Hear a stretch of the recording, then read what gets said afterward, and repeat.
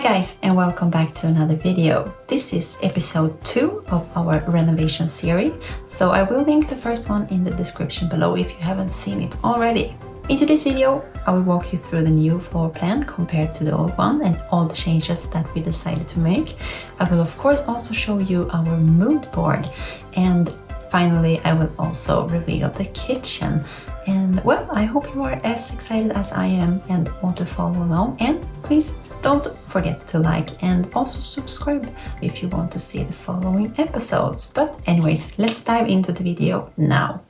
Since the house was in need of a major upgrade, with an outdated roof, heating system, electricity and interiors that hadn't really been updated since it was built in 1961, we had the opportunity to completely rethink the house and give it a fresh start. There were already a lot of great things about the house, but we wanted to improve the layout and the overall style to better suit our family and the way we live. I was so happy when I managed to find the original drawings from the house. They had been uploaded to a digital archive and well, I could order them and print them.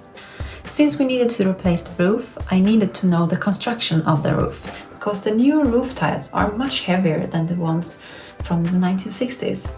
And because we decided to change the layout, I also needed to know if there were any load-bearing walls inside the house that we were not able to move on at all. Luckily, the construction was solid and we could move on with all of the plans. I made a couple of different options for the layout. Of course, there are always compromises, but overall we are really happy with it. One thing that we decided early on was that we didn't want to change the exterior of the house, meaning moving any windows or doors.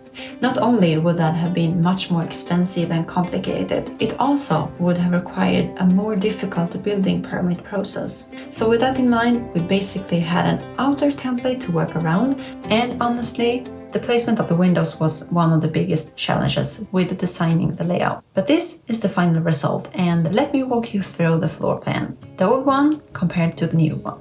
Firstly, I decided to open up the entrance a bit to make it more welcoming and also make space for storage, because in the original one there was none. If we go down to the left, I kept the laundry room but made it more functional, and well, we got rid of that shower cabin that was standing in here. The old hobby room became Oscar's man cave and tea room. Technically, it could be used as a bedroom, but according to Swedish law, the ceiling is too low, and because we can't open the window, so I can't officially display it as a bedroom on the drawing. Continuing through the hallway, the old kitchen is now an office or a guest bedroom, with a small bathroom and also a closet attached to it. Across the hallway, we kept the bedroom but adjusted the walls and the door placements just a little bit to make the layout more practical and also widen the hallway slightly. The old bathroom, which was the only bathroom in the original plan, is now much bigger and includes both a shower and a bathtub.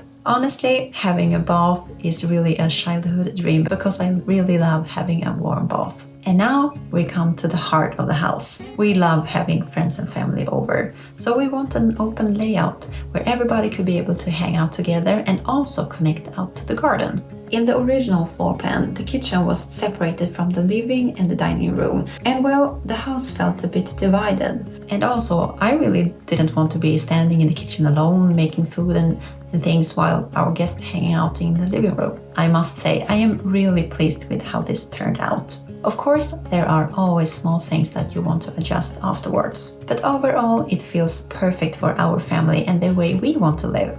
We also needed to keep future families in mind when designing the house, to make the home appealing for a broader range of buyers in the future. I designed the office according to the minimum approved dimensions for a bedroom and also displayed it as one in the floor plan. That's also the reason why we decided to have both a main bathroom and also a small guest bathroom. We started out with collecting a lot of pictures on Pinterest, and then we visited a lot of stores to get inspiration like in real life, and well, being able to create everything from scratch was absolutely amazing but also terrifying. There are so much to choose from and the opportunities are endless, and it felt really important to go back to what we really love and not jump on some trends, or we felt that we really didn't want to have a face that we were seeing a lot of right now and just going for it, and then just in 2 years realizing that, oh, but this isn't our style, this is just some trend that we like decided to go for. So that was also a really big part of doing this mood board. We knew from the beginning that we wanted the house to feel calm, warm and inviting, with lots of earthy tones and natural materials. I guess you could describe our style as like a warm minimalism mixed with a little bit of wasabi and modern organic, I guess.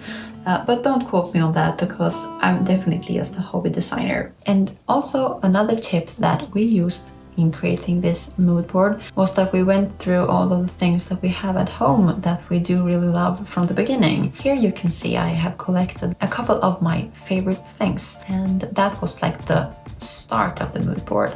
So that's a really good tip. Collect all of your most loved things, put them together and maybe see what are the common thing about these ones. Is it the color palette, or is it the materials, or what is it that you like really love about them? And of course, do they work together? There are of course an option to have like different mood boards for different rooms. You can have the most spectacular home with the like black kitchen and like the gold bathroom, or I don't know. So that's really an important thing to consider. Do you want a cohesive color palette for all of your home, or do you want to have separate mood boards for the different part of the rooms? And I guess that's kind of depending on your family situation. If you have children, of course the rooms need to be adjusted to them. Are you living alone? Are you old? Are you young? How long do you plan on living in the house is also of course a really important decision. There is also an important aspect of thinking about the future. If you are planning to sell within a couple of years, to make the house look appealing for other families as well.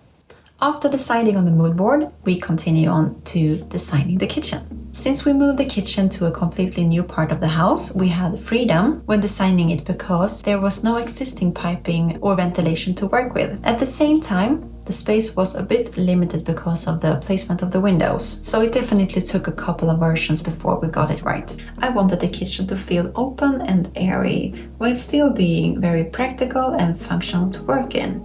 And there was a couple of things that I know that I wanted for the kitchen design. One thing I know for sure was that I wanted a large sink with a high faucet to make cleaning and washing up easier.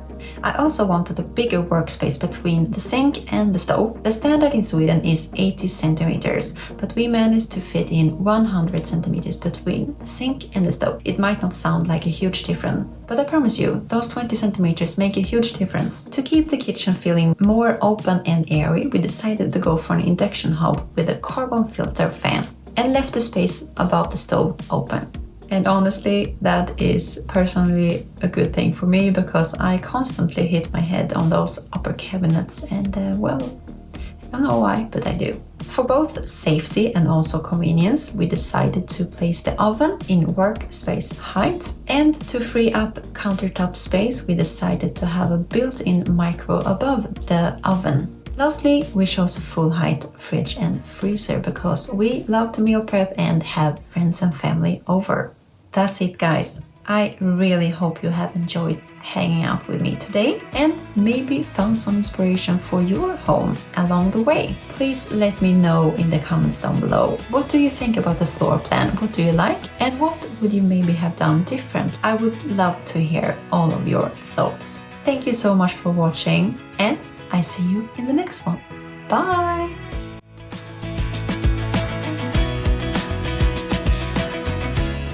Oh my god, it is done.